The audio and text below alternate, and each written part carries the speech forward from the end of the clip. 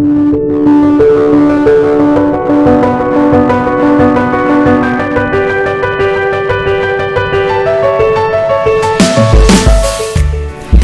is full of adventurous twists and turns, including the ones we create through our passions, dreams, desires, and discoveries.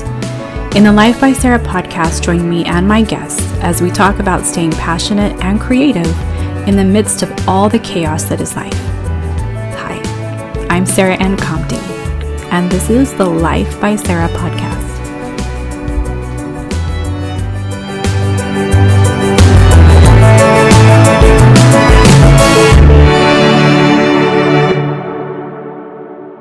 Well, everyone, thank you and welcome back to the podcast, Life by Sara. I'm excited for today's episode because not that it's something that I really want to talk about because I never thought I would, or that I would be this vulnerable, this forthcoming and sharing some of these things.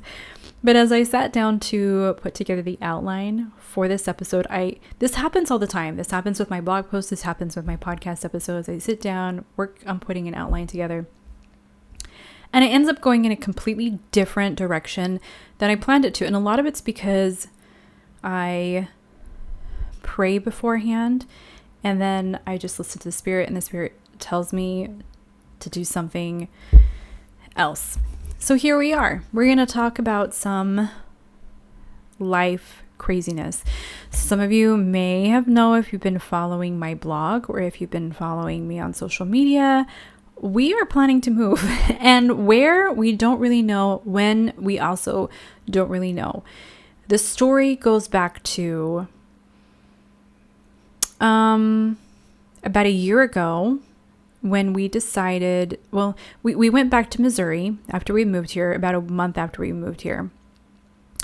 And we were just there to visit family and friends. And on our way back, we both turned to each other and said, I think we're supposed to move back toward Utah. And we're not sure yet if it means like Utah, or if it means that area. But we really have felt over the last year that it's important to us and for us to move close to family. So that's kind of the craziness that's been going on in our life, which leads us to the episode, which is how to move on when life doesn't go as planned. And we all know life does not go as planned. Does it ever? I don't know. I feel like anytime I want to make plans for the future, I'm like, okay, we're going to do this. It never turns out that way. I'm like, we're going to stay here in Pennsylvania for a while. We bought a house. We have plans to do fun things with the house. And then we felt very prompted, like right after we bought it, to make plans to move. So we're actually in that phase right now where we're working on Scott getting a new job somewhere. So he's applying. We'll see what happens. We'll see where the Lord leads us. But how in the world do you move on when life doesn't go as planned? What do you do to overcome that?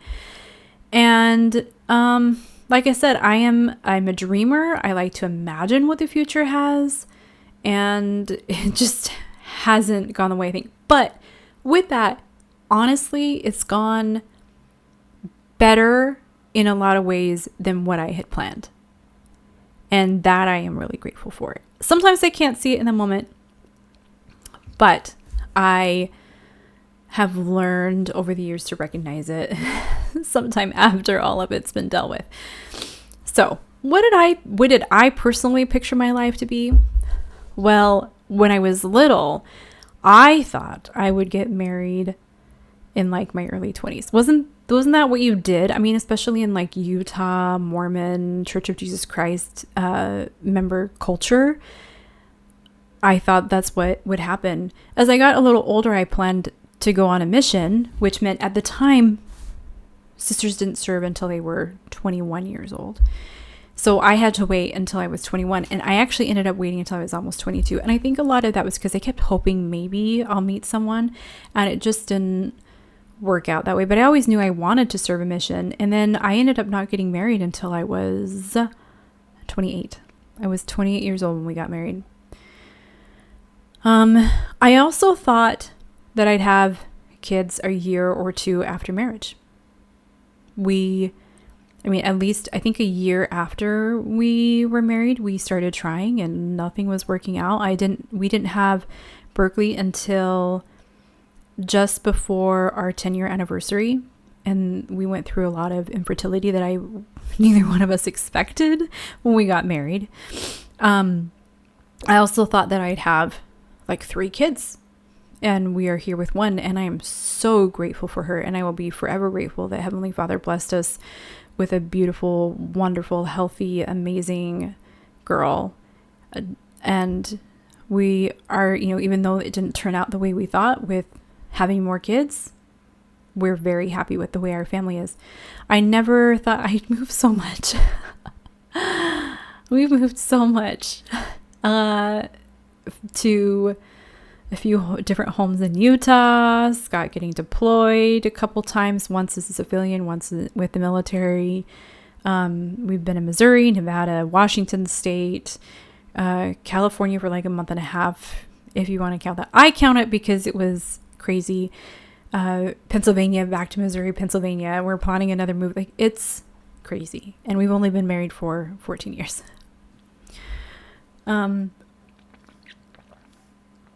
I thought when we moved to Washington, we would stay there for at least 4 years. And then that was the whole thing. I got a very strong prompting one Sunday that we needed to move back to Utah. And so we did.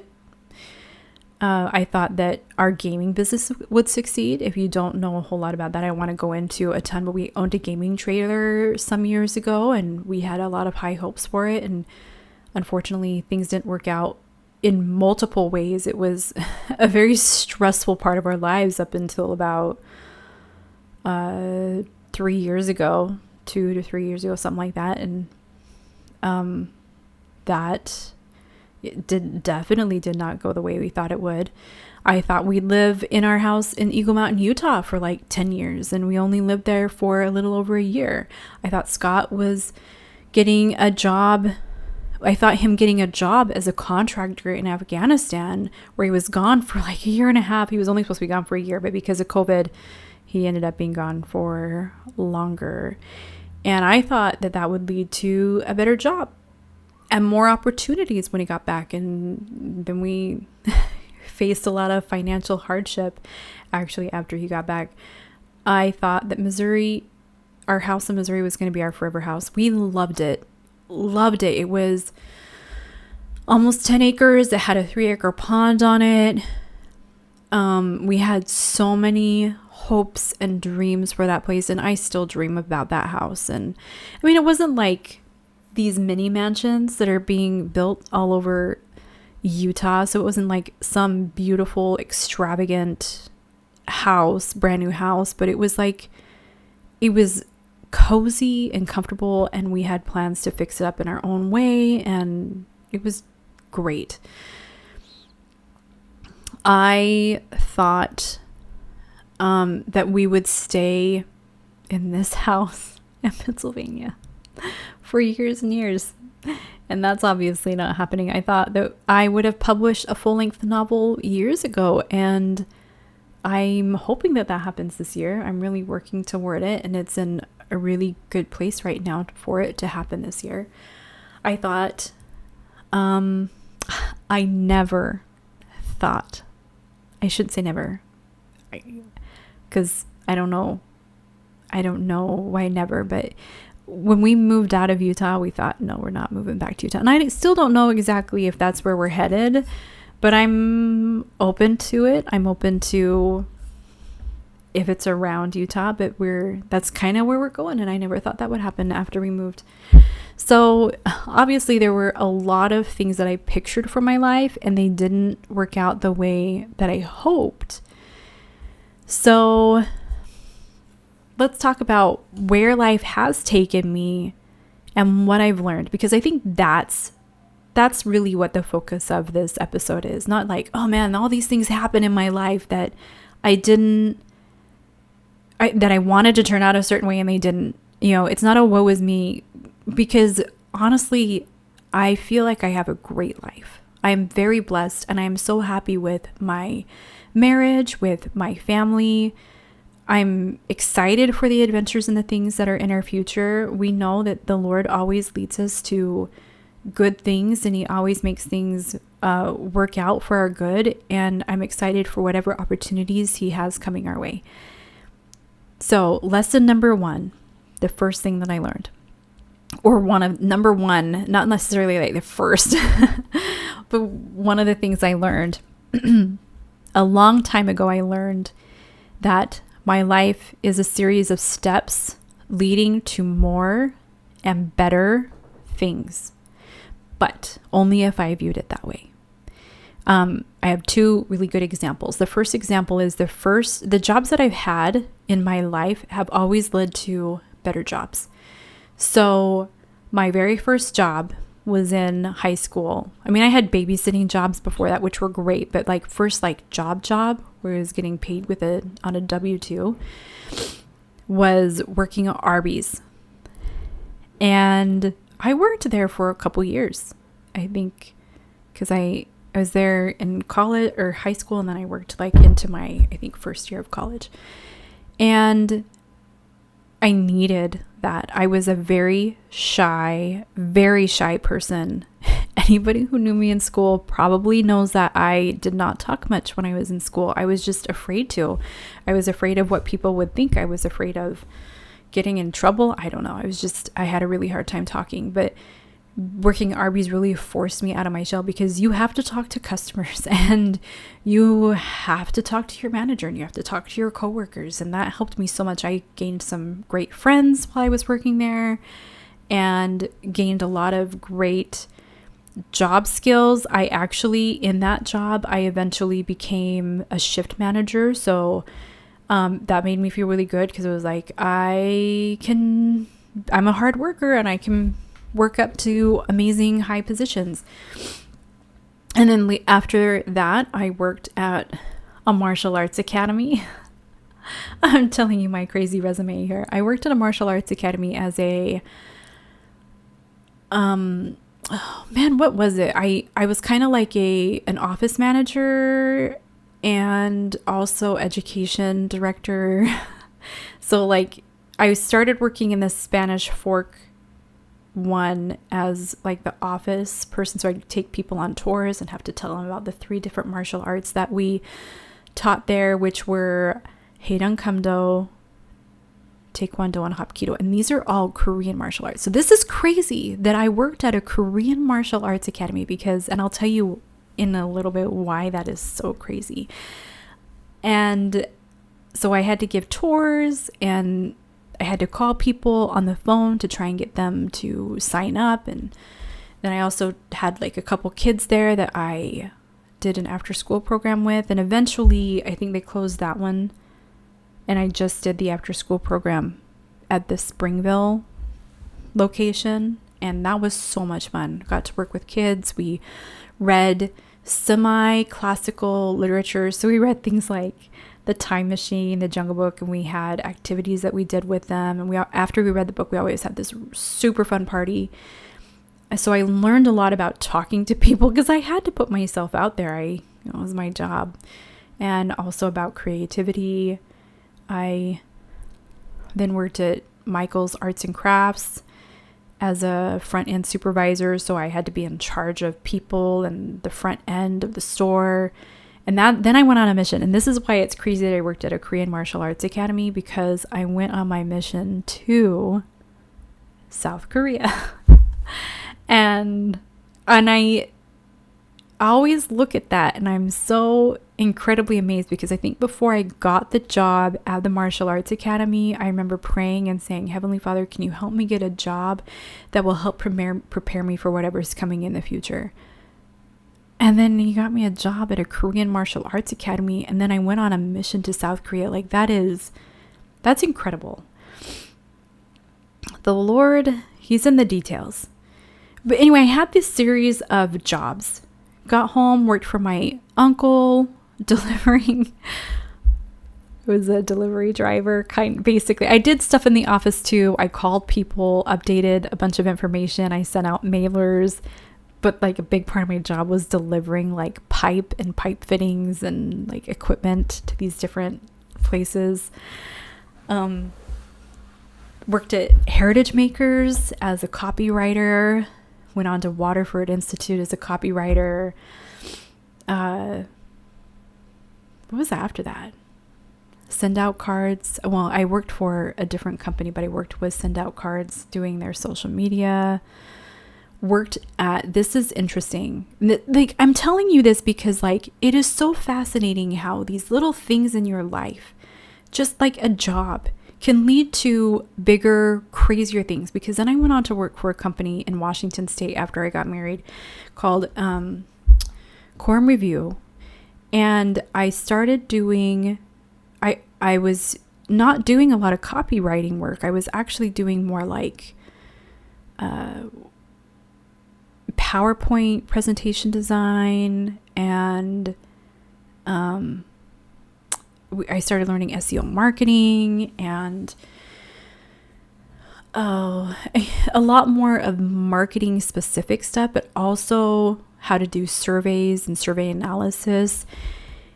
Later, I worked for a company as a copywriter, and then later as a communications manager for a company called Wake Up Now. And then my last corporate job was actually for Young Living Essential Oils, where I was over the communications. I was the corporate communications director, and I put together their intranet, which I think my jobs before that, there's no way I would have been able to put an intranet together if I hadn't have learned certain HTML things at Heritage Makers and certain design things at Quorum Review.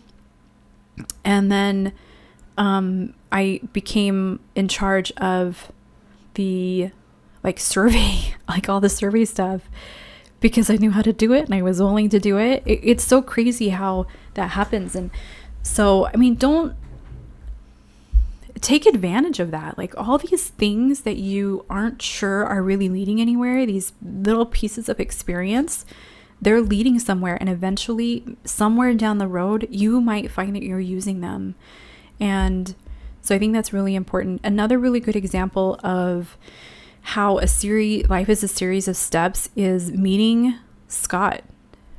I think that a lot of the things that happened before we met needed to happen for us to get together. I needed, honestly, some of these jobs that I did, I needed some of that to help bring myself out of my shell. I actually needed the calling that I had at the time to help bring me out of my shell, because I had to talk. I was the Singles Ward Relief Society president, and I think I needed that to bring me out of my shell to become really good friends with Scott. Before, I mean, we were friends. If you've heard our podcast before, we have 2 podcast episodes that specifically talk about how we met and got engaged. It's a crazy story. If you haven't listened to it, go listen to it. But it's really important. Like there were so many things that happened before we met that I think needed to happen to help bring us together. The second thing I learned is I've learned to embrace the good things that come from disappointment and chaos in life. Because there's a lot. There's going to be disappointment, and sometimes you have bigger pieces of disappointment than others.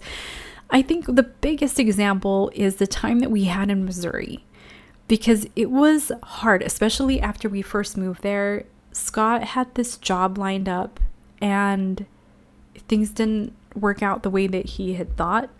And then we were like, let's start a business, and that didn't work out the way we had thought. And we went through just this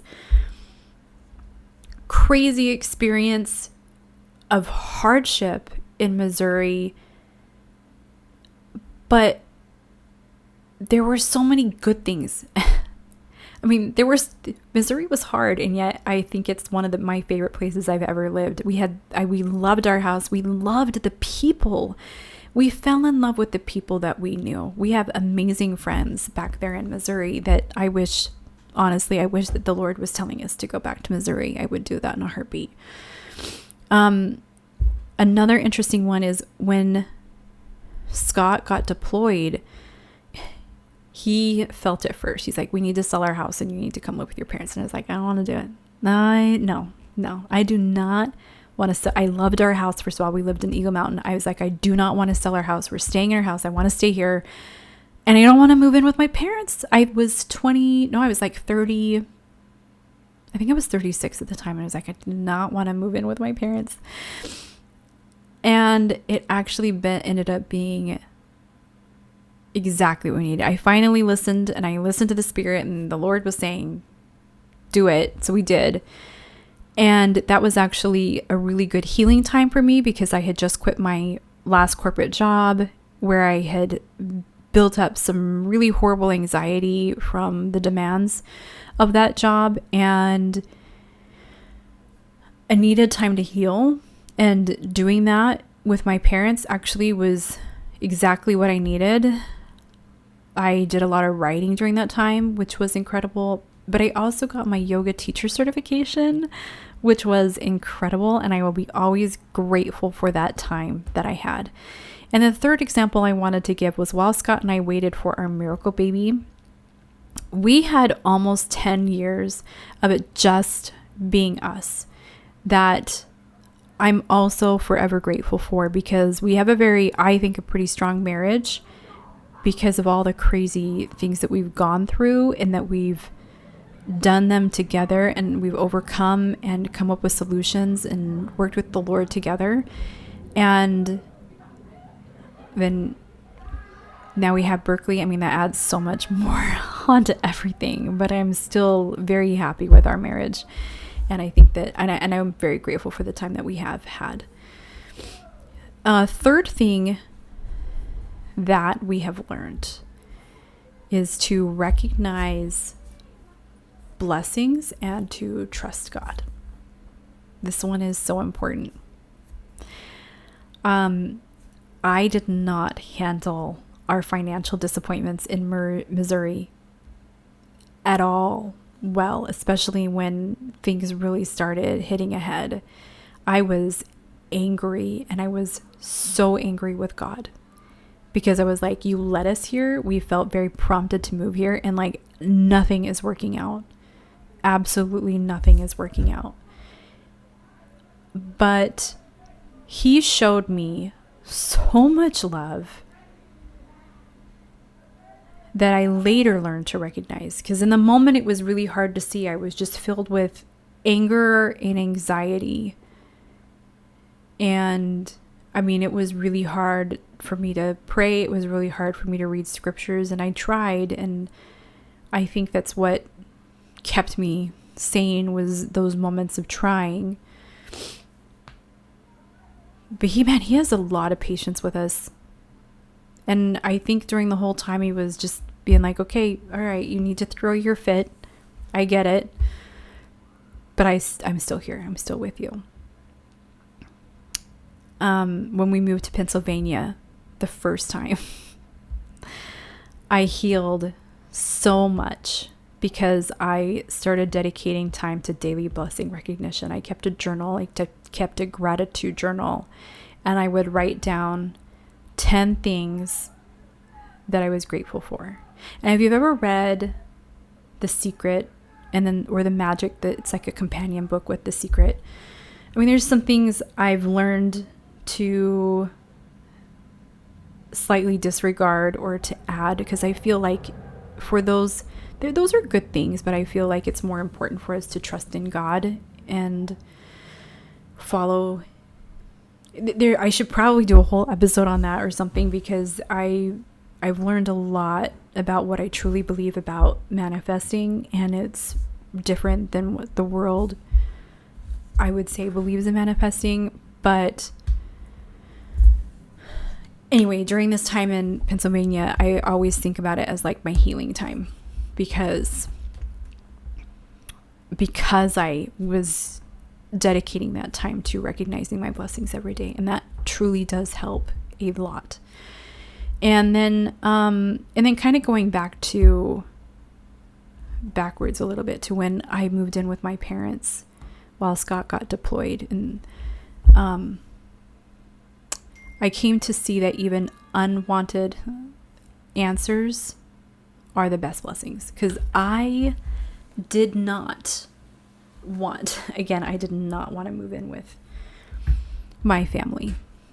I love them. I just was like, I'm 36. I don't want to do this again. I want to be on my own. But it was actually the greatest blessing to be there with my family, to be there with my sisters, to be there with my parents. And I am so grateful for that. And it ended up being such an amazing time. I mean, I could go on. There are so many things. There are so many things that I've learned. And there's so many examples for each of them I could give.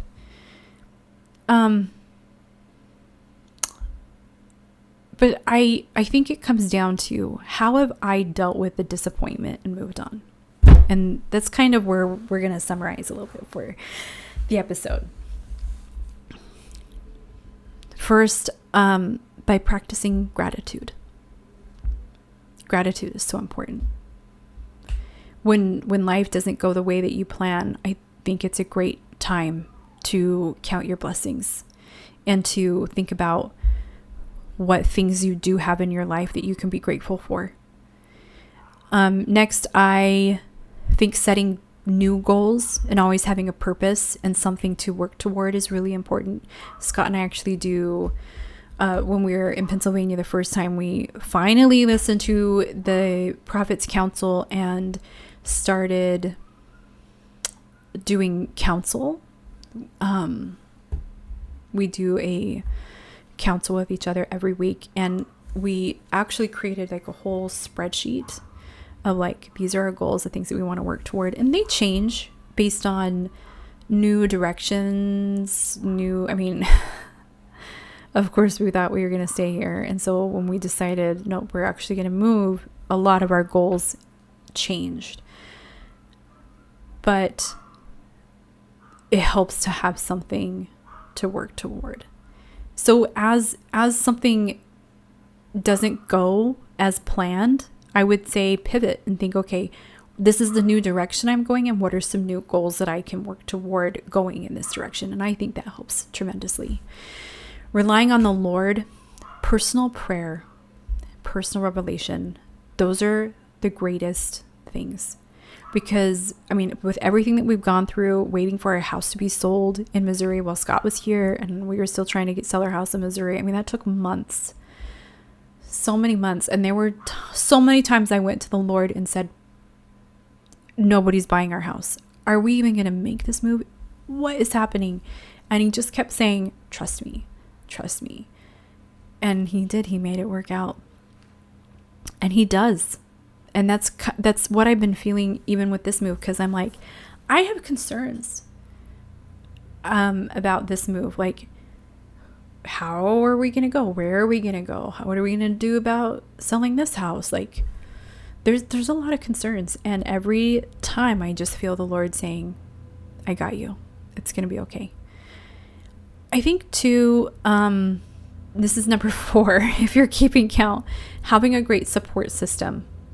My husband is my greatest support. He always supports me. He supports me in my writing. He supports me in this podcast. He supports me in so much. He supports me in these like crazy schemes and ideas that I have. Like, let's do this to the house. Or sometimes he gets the revelation first. Sometimes I get the revelation first. And when I get it first, he is very supportive. And I hope that I am the same for him. Number 5, look for the good. This kind of goes along with practicing gratitude. It's really important to look for the good things that are going on in life. And sometimes it's hard to see it until after the fact. But during the time that we were still waiting for us to move here this last time, I got to spend some great time with my sisters, and I loved that. And they got to spend some good time with Berkeley, and I'm grateful that my sisters and Berkeley are great friends, and she loves them. She talks about them all the time. And last, find joy in the journey. Maybe with that, look forward to the adventure. It is a journey, and it is crazy, and it is insane, and it is chaotic. And full of disappointment. And when it happens, I think it's good and okay to have a good cry and to be frustrated. And then find joy in where you're going. So with our move that we're now making that we didn't expect, and we're very, there's still a lot of things that we need answered to make it work. I try to look forward to the idea of like, oh, we get to choose a new house when we buy a house, or maybe we're going to rent. I don't know. It's going to be exciting to go check out a new place. What are some things that we can do now while we're still here that we won't get to do after we move? Like in a couple weeks, we're actually going to go visit Niagara Falls. What are some sites that we can see? What are some things that we really like, restaurants that Pittsburgh has some pretty good food scene. So we just need to go experience more of it. So what are some things that you can do to enjoy this now while things are feeling disappointed? In Missouri, when we didn't have a lot of money, we had to go out and do adventures and things. We had a fire pit, and we had a lot of fun getting around the fire pit and cooking food, s'mores, and just enjoying the things that we had. So, that's it. That is the episode, all about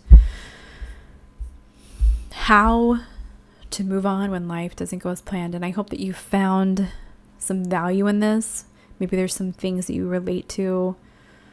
Thank you so much for listening and joining into the podcast and supporting me here. It's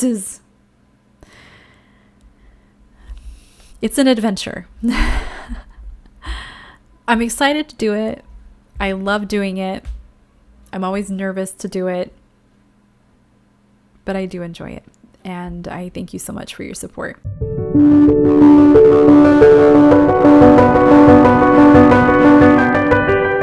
Hey, thanks for listening. Or if you're on YouTube, thanks for watching. I appreciate more than you know your love and support. If you're looking for more by Sara, check out my website at sarahncomty.com and find me on Facebook, Instagram, TikTok, and YouTube at Sara Ann Comty. I'd also love it if you hit that subscribe button and share this with your friends. Thanks, and have a wonderful day.